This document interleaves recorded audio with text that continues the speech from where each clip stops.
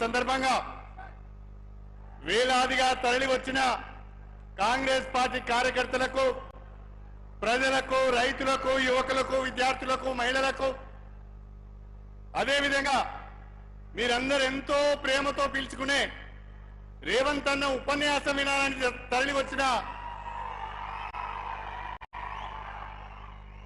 వేదిక పైన ఉన్న గౌరవ మంత్రివర్యులకు, గౌరవ శాసనసభ్యులకు, కాంగ్రెస్ పార్టీ నాయకులకు, మీడియా మిత్రులకు అందరికీ పేరు పేరున నా హృదయపూర్వకమైన నమస్కారాలు తెలియజేసుకుంటున్నా. మన ప్రియతమ ముఖ్యమంత్రి రేవంత్ రెడ్డి గారు యువతకు స్ఫూర్తి. ఈనాటి దేశ రాజకీయాలలో దేశానికి ఒక దిక్సూచిగా వివిధ రాష్ట్రాలలో ఎన్నికల ప్రచారంలో పాల్గొంటూ మన తెలంగాణ గౌరవాన్ని చాటి చెప్తున్న ముఖ్యమంత్రి గారికి హృదయపూర్వకమైన అభినందనలు తెలియజేస్తున్నా, స్వాగతాన్ని తెలియజేస్తున్నా. వరంగల్ జిల్లాకు ఒక ప్రత్యేకత ఉన్నది. ఇది కాకతీయుల సామ్రాజ్యం. వరంగల్కు ఒక పెద్ద వారసత్వ సంపద ఉన్నది, ఒక గొప్ప హెరిటేజ్ ఉన్నది. కానీ మా దురదృష్టం, ఈ వరంగల్ జిల్లా ప్రజలెవరు కోరుకోకుండానే 6 ముక్కలైపోయింది. ప్రజలెవరు కోరుకోకుండానే 6 ముక్కలైపోయింది.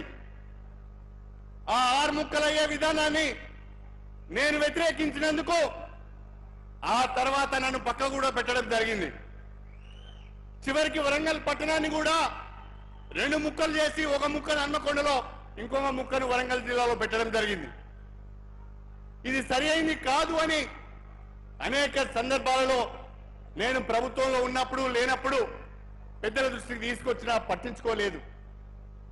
నేను మీకు విజ్ఞప్తి చేసేది ఒకటే, హైదరాబాదు నిజాం నవాబుల ఏలుబడిలో ఆనాడు కొంత అభివృద్ధి చెందితే మా వరంగల్ జిల్లా మాత్రము బ్రహ్మాండంగా కాకతీయుల ఏలుబడిలో అభివృద్ధి చెందింది. ఇవాళ గొప్పగా చెప్పుకునే పాకాల, రామప్ప, లక్నవరం, గణపురం చెరువులు గాని, మా ధర్మసాగర్ చెరువు గాని, అదేవిధంగా 1000 స్తంభాల గుడి గాని, ఫోర్ట్ వరంగల్ గాని, అనేక కళా సంపద ఈ వరంగల్లో ఉన్నది. ఒక మాటలో చెప్పాలంటే వ్యవసాయానికి పెట్టింది పేరు వరంగల్. వ్యవసాయానికి రైతులు కూడా బ్రహ్మాండమైన పంటలు పండించే జిల్లా మా వరంగల్ జిల్లా. తెలంగాణలో 2వ అతిపెద్ద పట్టణమైన వరంగల్ సరి అయిన అభివృద్ధికి నోచుకోలేదు. హైదరాబాద్ తర్వాత వేగంగా అభివృద్ధి చెందవలసిన వరంగల్ మహానగరము అభివృద్ధి చెందలేదు. నాకు పరిపూర్ణమైన విశ్వాసం ఉన్నది.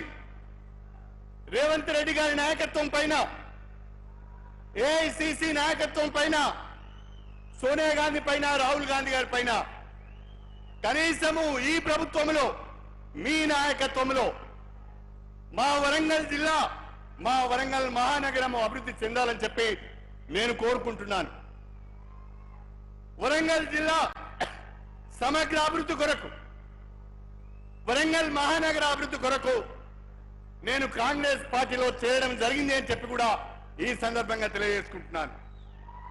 గత ప్రభుత్వాలకు అనేక ప్రణాళికలు ఇచ్చాం, అనేక డెవలప్మెంట్ మోడల్స్ ఇచ్చాం, కానీ వాళ్ళు పట్టించుకోలేదు.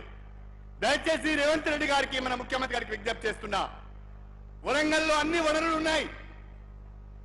దీన్ని బ్రహ్మాండంగా ఒక ఇండస్ట్రియల్ హబ్ గా, ఒక ఎడ్యుకేషన్ హబ్ గా, ఒక ఐటీ హబ్ గా దీన్ని అభివృద్ధి చేసుకునే అవకాశం ఉన్నది. రేవంత్ రెడ్డి గారికి మా జిల్లా ప్రజలందరి పక్షాన చేతులెత్తి నమస్కారం చేస్తున్నా. మీరు మా జిల్లా పైన ప్రత్యేక దృష్టి పెట్టాలి. మీరు మా జిల్లా పైన ప్రత్యేక దృష్టి పెట్టాలి. ఈ జిల్లాను అభివృద్ధి చేయాలి. మేమందరం కాంగ్రెస్ పార్టీ వెంట ఉంటాం, మేమందరం రేవంత్ రెడ్డి వెనుక ఉంటాం. ఈ జిల్లాను అభివృద్ధి చేసే బాధ్యత మీరు తీసుకోవాలని నేను కోరుతున్నా. ఇవాళ భారతదేశ ప్రజాస్వామ్యం ప్రమాదంలో ఉన్నది. మన రాజ్యాంగాన్ని మారుస్తా అంటున్నారు, లౌకికవాదాన్ని తీసివేస్తామంటున్నారు, రిజర్వేషన్లను ఎత్తివేస్తామంటున్నారు, బడుగు బలహీన వర్గాల అధికారులకు భరోసా లేకుండా చేద్దామని అనుకుంటున్నారు. ఇవాళ భారతదేశంలో బీజేపీ ప్రభుత్వంలో దళితులకు రక్షణ లేదు, ముస్లింలకు రక్షణ లేదు, క్రిస్టియన్స్ కు రక్షణ లేదు, మహిళలకు రక్షణ లేదు, బీసీలకు రక్షణ లేదు. పేద బడుగు బలహీన వర్గాలంటే భారతీయ జనతా పార్టీకి నచ్చదు. పేద బడుగు బలహీన వర్గాలు కూడా ఆత్మవిశ్వాసంతో తలెత్తుకొని జీవించాలి అంటే, వాళ్ళ భవిష్యత్తుకు భరోసా ఉండాలి అంటే అది ఒక కాంగ్రెస్ పార్టీతోనే సాధ్యమవుతుందని చెప్పి కూడా నేను మీ అందరికీ సవినయంగా తెలియజేసుకుంటున్నాను. అందుకే మీ అందరినీ కోరుతున్నా, మే 13వ తారీఖున జరిగే ఎన్నికల్లో వరంగల్ ఒక సభ నుండి కాంగ్రెస్ పార్టీ అభ్యర్థిగా పోటీ చేస్తున్న డాక్టర్ కడియం కావ్య గారి చేతి గుర్తుకు ఓటేసి అపూర్వమైన రీతిలో మెజారిటీ ఇచ్చి ఈ జిల్లా అభివృద్ధికి తోడ్పడాలని కాంగ్రెస్ పార్టీ కార్యకర్తగా ఈ జిల్లాలో ఉన్న కాంగ్రెస్ పార్టీ నాయకులందరితో కలిసిపోయి, కార్యకర్తలందరితో కలిసిపోయి